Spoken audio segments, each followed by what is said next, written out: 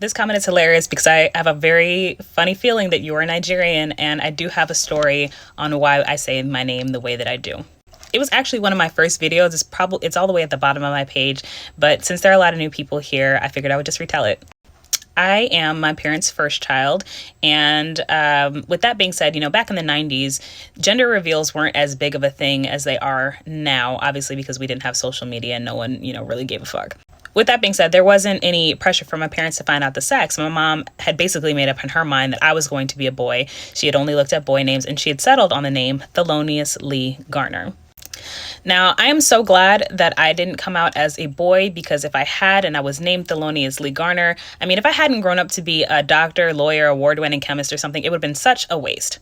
But my mom has me, and I'm her first child, so I'm sure she was dealing with all of the, big feelings that come after having your first baby. And so she went to my dad and she told him, hey, don't come back to this room without a name.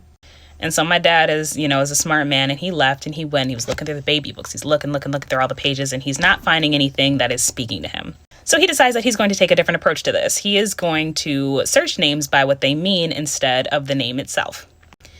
He eventually landed on my name, which I think in the book that he was looking at, it meant tender and motherly. I've since been better educated. Apparently my name means mother is most precious, mother is most renowned. But he loved the meaning, he loved the name, and that's what they decided to call me. Now, fast forward about 23 years, I'm at Southern Illinois University, Carbondale, and who knew that of all places that Carbondale would have such a large Nigerian population, but it did.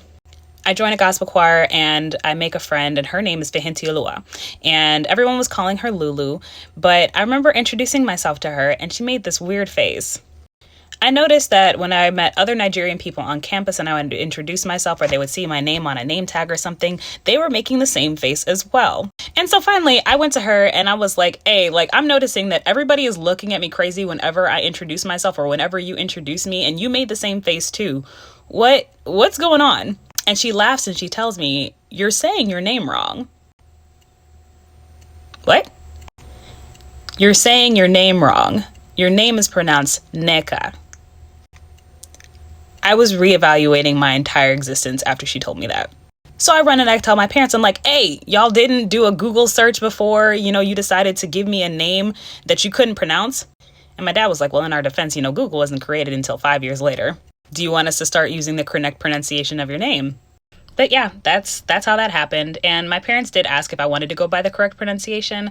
But, at that point, and now I'm almost 29 years old, I'm a little bit attached to Neeka. But yeah, I always tell the story of how I got my name at parties. It's always a great icebreaker.